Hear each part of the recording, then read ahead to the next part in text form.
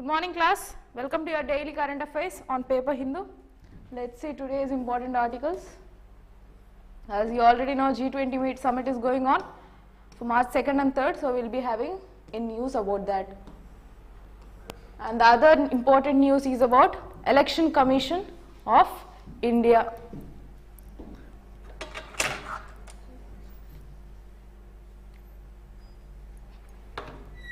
Yeah, about Election Commission of India.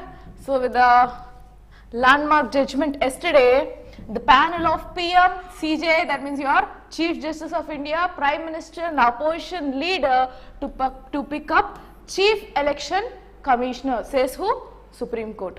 So the court has given a landmark judgment that from now on to elect a particular or to appoint a particular Chief Election Commissioner, it would be done by a panel comprising of your Prime Minister, your Chief Justice of India, then opposition party leader. Okay. So yeah, Constitution Bench of Supreme Court on Thursday directed in a landmark judgment that Chief Election Commissioner and Election Commissioners will be appointed by the President on the advice tendered by a committee of Prime Minister, opposition party leader in the Lok Sabha and the leader of the single largest party in the opposition and the Chief Justice of India. So this will be the panel with whom they will be choosing, they will be, yeah fine. So they will be taking up, they will form a panel, they will form a committee from which they will be electing, they will be appointing your Chief Election Commissioner. So they will be giving the advices to the President and President will be the one who will be appointing them in their position. Very important as part of your GS2 polity. Fine, next.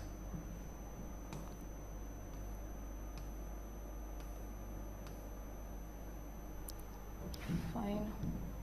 Skipping up the local news. So, not much articles today, but about international relations, I saw a huge article, so let's see that.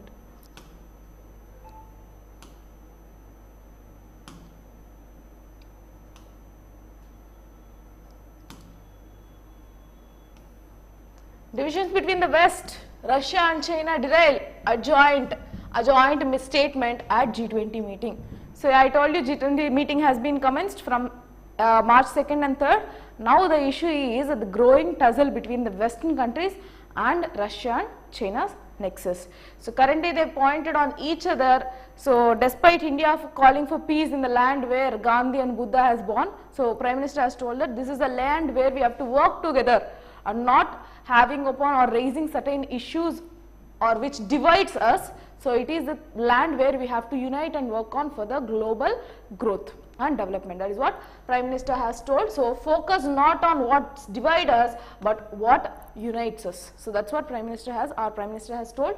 Despite that attempt, still there was a growing conflict between those countries of Western, especially US and Russia and China. So that is about this meeting. And other important step that has taken place during this G20, it is mentioned in other article, where Russia's foreign minister agreed with US to come and discuss about this particular Ukraine war. For the first time after starting of this particular Russia-Ukraine war, US and Russia will have come to this particular G20 meeting, and during this particular meeting they got into contact and they told that yes, we will have a high-length discussion on what? Not on especially on Ukraine war, but the one which they have stopped, where Russia told that we will be going back off this particular New START policy, which I already told, where mutual disarmament of nuclear energy.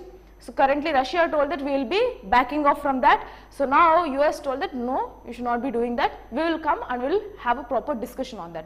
So that was the outcome again after this particular meeting. Okay, fine. Those two are the updates of today's session. Yeah, negotiations have been fallen strongly. Everyone are strongly articulating, and about this particular Russia and Ukraine war, UNGA summit has happened, where everyone there was a voting session where they asked for people who are against the war. So different countries, around 130 countries have voted for that particular discussion, where yes, they are condemning the existing war on targeting Russia. Again, India has abstained from voting. It was among 32 other countries where India abstained voting. That is again update, latest update. Fine. So another thing, India and Italy elevate ties, sign MOU on defense cooperation. So I told yesterday that, not yesterday, in the 3 days back session, that we will be having a 8th Raisina dialogue in India. So it is an annual summit from 2016 which is going on in India, where different other countries delegates will come, will discuss on the global geopolitics, economy, defense, whatever the ties that we have. Basically we will work on our foreign policy there. So currently Italy has visited India regarding this particular meeting, and we have signed an MOU on defense cooperation with Italy. So ending the chill in the bilateral relationship for the past few years, because we had certain issues with Italy, and Italy is growing closer towards China. So we were not having that proper relation with Italy, but now leaving that ahead or leaving that behind, India has stepped forward to have a positive relation with Italy by framing this particular defense cooperation. So there is an MOU signed, which is your memorandum of understanding, which they have mentioned that it is a startup bridge between India and Italy. So they have mentioned that it is a startup bridge for us, and they have also cited that we will organize a joint military exercises, training courses on a regular basis. Who has mentioned this? Our Prime Minister Modi has given statement that, so we are making this as a bridge, a starting bridge or startup bridge between India and Italy, and we will be having a joint exercises, military exercises, training courses will be held with respect to defense cooperation. So delivering the inaugural, the Research Observer Research Foundation jointly with the Minister of External Affairs, Ms. Meloni, global international connection enabled our economies to grow and flourish if it comes to the economy. So they are talking about basically the economy. So because of this global ties, our economy will also be improved mutually, both the countries. Okay, so that is about this. Rest all again, in every other international matter there will be a particular arena where they will speak about Russia and Ukraine war. Until it is done, that will be there. Okay, fine. Next, India and China discuss LAC situation as Jaishankar meets his counterpart Kim. So we were discussing that, yes, they are ready to have a discussion on LAC. So yesterday they have discussed about the second meet after your post-COVID situations. So the External Minister, Mr. S. Jaishankar, has met his counterpart Kim, and he has discussed about the abnormal current state. So these terms are important: startup bridge, abnormal current state of India and Chinese relations, especially to the area of line of actual control, LAC. And recently another update was that other particular regions in this particular LAC were also occupied, where China has come forward towards Indian territory. So that you need to understand. So yeah, held bilateral talks, and the output has not been mentioned, but the talks has again focused on addressing challenges in the bilateral relationship, specifically the peace and tranquility of the border, says Mr. Jaishankar. So other news did not come anything out, but as of now they have discussed. Until unless the outcome comes, we don't know. Okay, so as of now you need to understand that yes, we have discussed. Important for your IR. All these things are important for your IR. Next. And we have also discussed that Australia has got into MOU where it will be establishing 2 foreign universities in which place? Gift City, Gujarat. Okay, fine.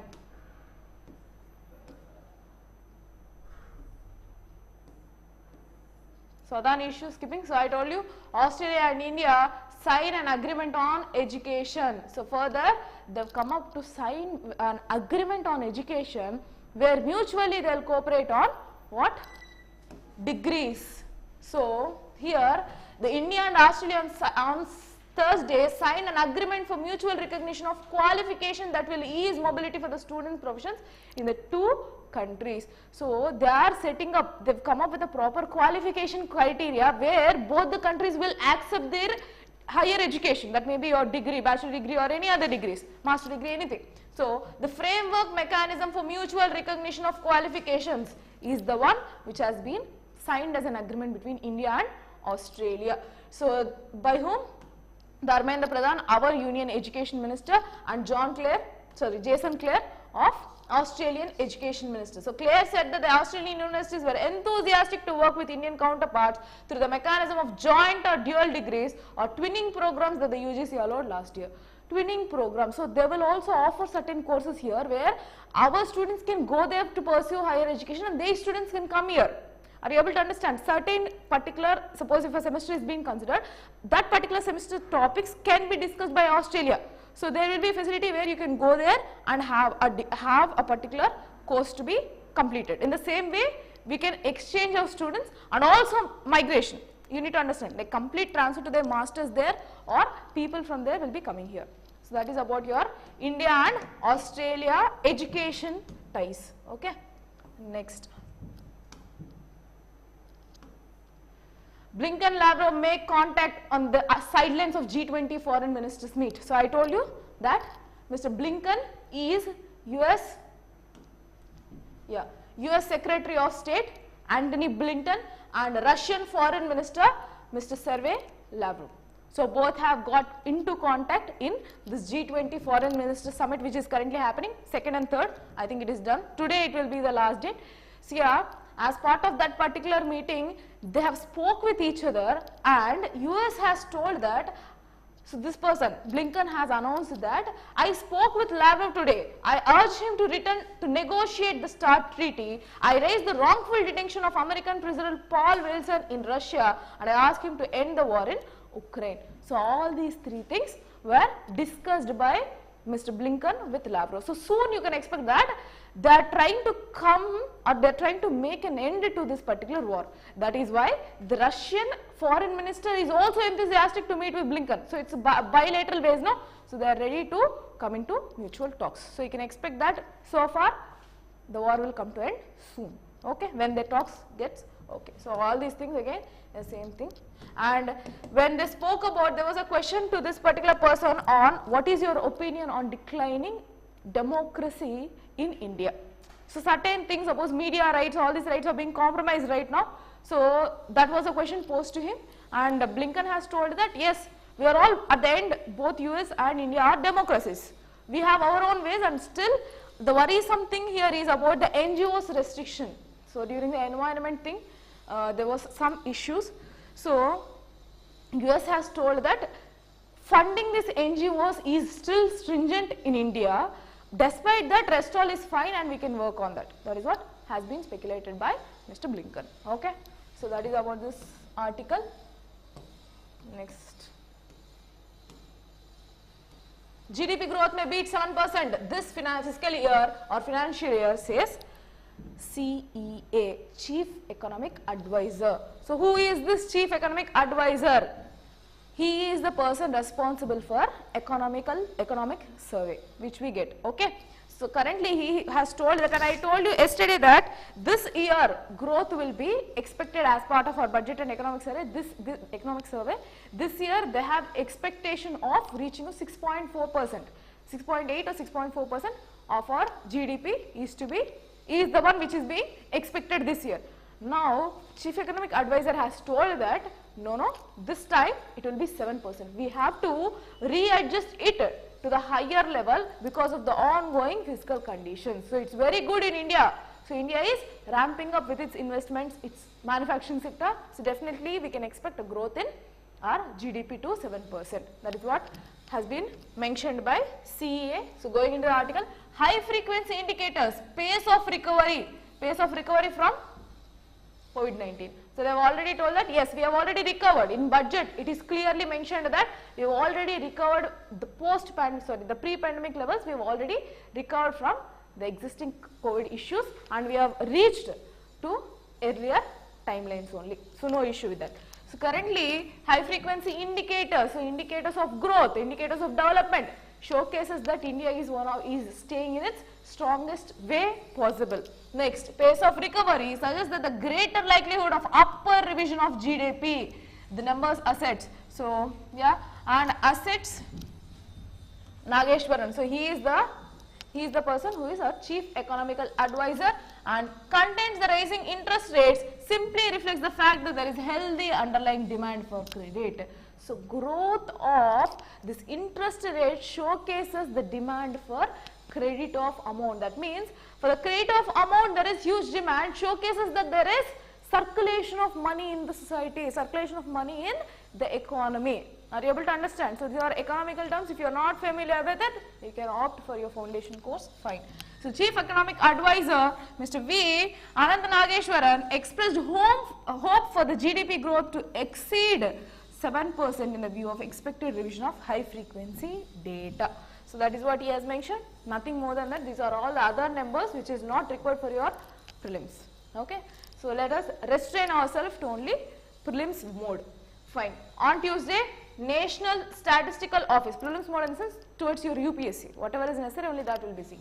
So National Statistical Office, second advance estimates maintained its January growth projection to 7%. That is what he has mentioned. Next.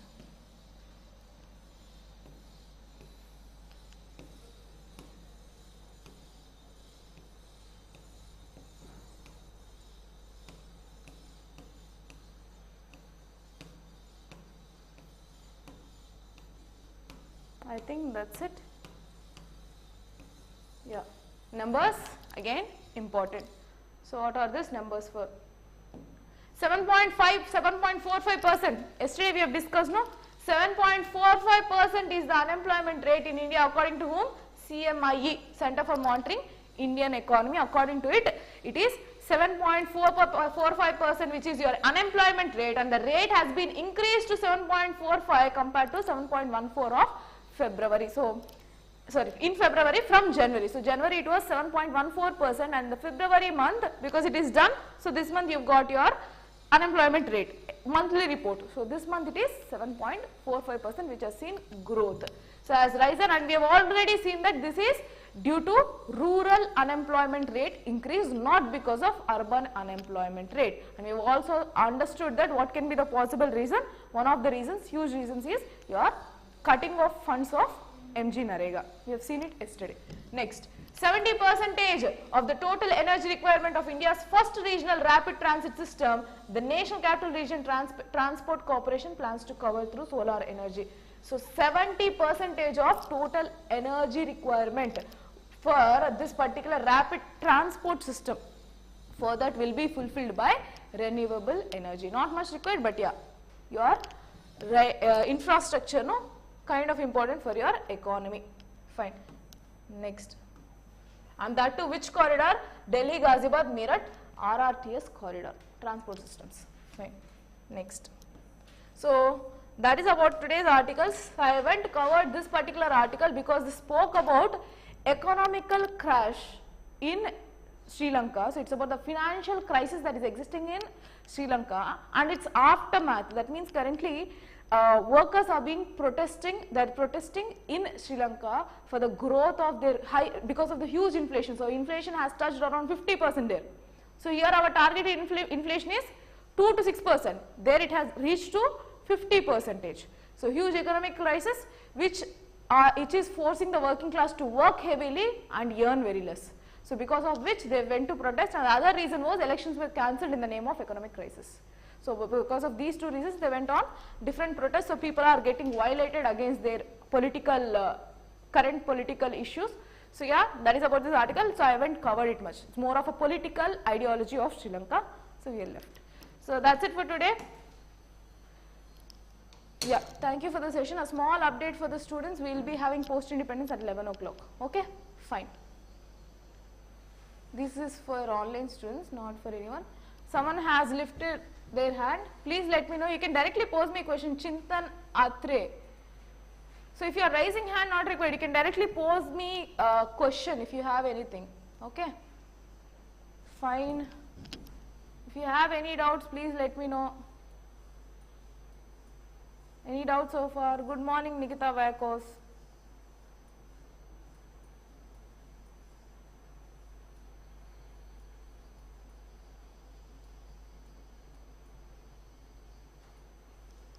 Fine.